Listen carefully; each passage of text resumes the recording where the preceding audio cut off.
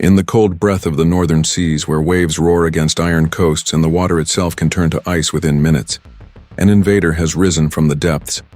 Its claws are sharp, its body armored in crimson plates, and its hunger knows no bounds.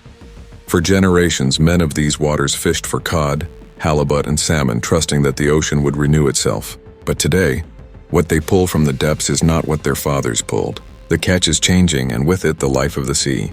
This is the story of the royal crab, how it came to rule where it does not belong, and how its rule is costing millions.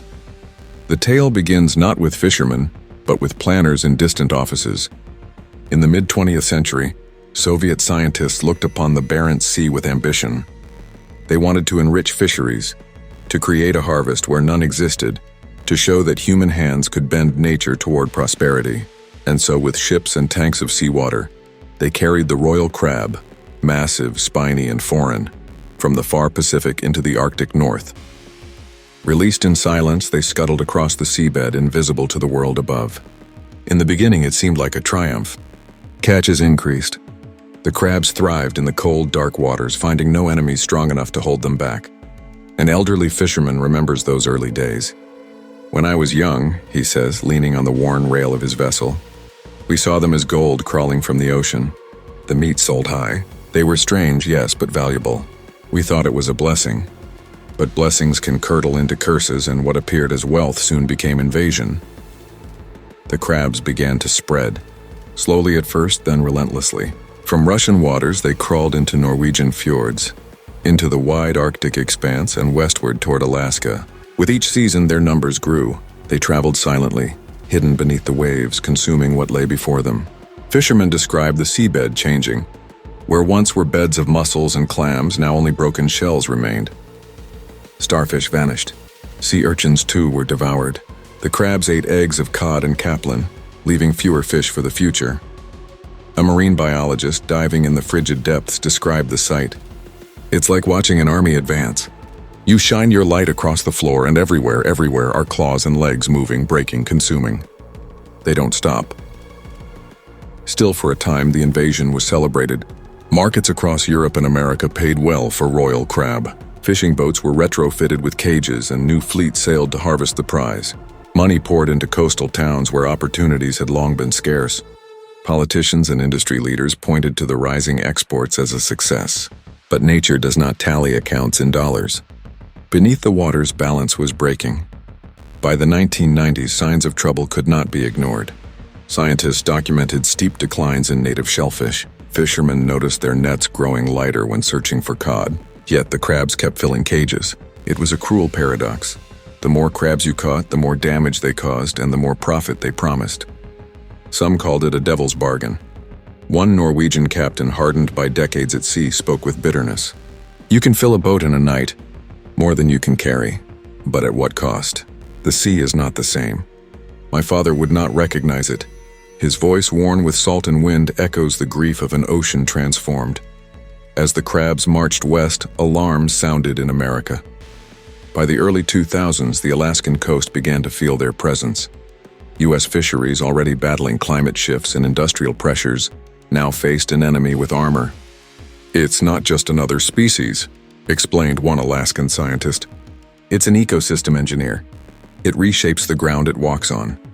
The costs mounted, not only in lost biodiversity but in management, enforcement, and research. Millions of dollars flowed into studies, into monitoring, into attempts at control, yet still the crabs advanced. Meanwhile, life aboard the fishing boats grew harsher. To chase crab in the northern seas is to gamble with death. Winter storms rise without warning, icing decks and freezing lines. Men stagger across slippery planks, hauling cages heavy with the armored creatures, their hands raw from cold and salt. Each trip means risk. Engines stalling in the ice, waves that tower higher than a house, nights where frostbite creeps unseen. But the prize drives them back again and again. "We go," says a young fisherman from Alaska, "because if we don't, someone else will. The sea doesn't wait." Yet even as they labor, doubts gnaw. Is this harvest sustaining life or only feeding destruction? The scientists warn that unchecked, the crabs will continue their conquest until the ocean floor is stripped bare. The fishermen fear what happens when the cod are gone, when the halibut no longer return, when their children inherit waters ruled only by crabs. One diver recalls a chilling moment. Deep beneath, his light caught not the delicate sway of seaweed or the darting flash of fish, but a field of red shells stretching to darkness. It was like standing on another planet, he said. Not the ocean I grew up in, something else entirely. And so, the story of the royal crab is not merely of one species, but of the tension between profit and preservation, between the hunger of today and the survival of tomorrow. Governments debate quotas and controls, but the truth is heavy. Once released, a creature cannot be unmade. The crab is here. It will not leave. In the quiet harbors, as the sun sets over icy waters, fishermen look out and wonder what their future holds. Some see opportunity, others see loss, but all know that the sea has changed and with it their lives. The throne of the royal crab grows stronger each year, and its rule spreads beneath the waves, unseen but unstoppable. The silence of the northern seas hides a truth that grows louder every year. Beneath the waves, the royal crab continues its march, consuming, spreading, reshaping. Above, men and women wrestle with questions they cannot ignore. How much longer can this continue, and at what price? In research stations from Tromsø to Anchorage, scientists pore over data, comparing catches, mapping migration, and warning of catastrophe. Charts show a steady line of decline for native species, clams, mussels, starfish, while the crab population curves upward like a rising tide. It's exponential growth, says Dr. Lena Hoffman, a marine ecologist. Once they establish themselves, they don't just live alongside other creatures. They dominate. They alter the seabed, the food web, the very structure of the ecosystem. Her words are heavy, but they echo what divers and fishermen already see. A diver in the Barents Sea describes what was once a vibrant nursery for cod. Now it's a desert of shells and claws. You don't see the life you expect. Only crabs crawling endlessly. The economic cost is equally sobering. Reports from U.S. fisheries estimate millions spent each year, not just on monitoring, but on lost harvests of native fish and shellfish. In some towns, the cod industry that sustained generations has dwindled. Families that once thrived on predictable seasonal catches now face uncertainty. My grandfather lived on cod, says a young fisherman in Kodiak. My father lived on cod, and now I live on crab. But for how long? But for those who go to sea, the danger is constant. The royal crab fishery is not gentle work. Crews spend weeks in freezing conditions, stacking cages taller than men, lowering them into black waters and hauling them back, heavy with clawing bodies. Storms can rise in hours, coating ships in ice that must be beaten off with hammers before the weight capsizes the vessel. Fingers freeze, lines snap, men are lost. Yet the crabs keep coming, and with them the promise of profit. Every haul feels like blood money, admits one captain, standing in the dim light of his wheelhouse. We earn well, yes, but it's not the sea I grew up with. It feels wrong. Like we're feeding a monster. At home, families live with the tension.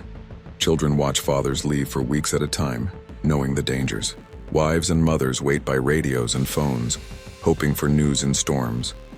Some households celebrate the high prices crabs fetch on the market. Others worry what happens when the balance tips, when there is nothing left but crabs. The culture of fishing villages, tied for centuries to diverse harvests, begins to shift toward a single risky dependence. Governments face a dilemma. On one side, the royal crab fishery generates jobs and exports worth millions. On the other, unchecked growth threatens to destroy biodiversity and undermine the very foundation of marine ecosystems. Meetings are held, quotas debated, restrictions proposed, but politics moves slower than the sea. By the time we agree on policy, warns one scientist, the crabs will have already expanded further. We are always behind. Some propose radical solutions, large-scale culls encouraging greater fishing pressure, even marketing campaigns to increase global demand in hopes of controlling numbers through harvest. But others fear this will only create a deeper reliance on the species, tying economies to the very invader they wish to suppress. The royal crab, meanwhile, does not wait. Its claws dig into new ground. Its legs carry it farther west, farther south. In parts of Norway, traps fill to overflowing. In Alaska, fishermen report catches growing each season. There is talk among scientists of the crabs eventually reaching further down the American coast, reshaping entire fisheries. The cultural loss is harder to measure.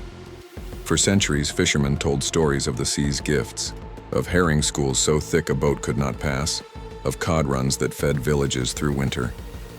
Now those stories are fading. Children growing up today may not know those seas, may inherit only tales of the past and the sight of endless red crabs. One elder in a coastal village puts it simply, "We used to live with the sea, now we fight against it." His words capture the sorrow of communities caught in a battle they never chose. In laboratories, scientists continue their warnings. Ecosystems are like webs, explains Dr. Hoffman. Pull one thread and the whole structure shifts. The royal crab is not just another thread, it's a weight dropped onto the web. Everything around it must bend or break. And yet, despite the warnings, the fishery persists. Ships leave harbor, cages clatter, and the cycle continues. The crabs are caught, sold, eaten in restaurants across the world as a delicacy. Few diners know that behind the meal lies an ecological struggle, a story of invasion, profit, and loss. As the documentary draws toward its end, the camera turns to the sea once more. The waves are calm, the horizon endless. Beneath, the royal crab moves silently, unseen but unstoppable. The narrator's voice carries the weight of the story. Once it was believed we could control nature, that by moving a species from one ocean to another, we could create wealth without consequence. But the royal crab has taught us otherwise. It is a ruler that does not share its throne, a conqueror that claims the seabed for itself. Its legacy is written not only in millions lost, but in lives changed, in ecosystems altered, in futures uncertain. In the final scenes, a fisherman stands at the rail of his boat, looking out across the dark water. His breath turns to mist in the air. He does not speak, but his silence speaks for thousands, for those who sail, for those who study, for those who wait. The ocean holds its secrets close, but some truths cannot be hidden. The royal crab is here. It will not leave. And the cost of its reign is only beginning to be understood. The story closes with a question, carried by the voice of the narrator. The throne of the royal crab has been built upon our seas. But who will pay the price of its crown?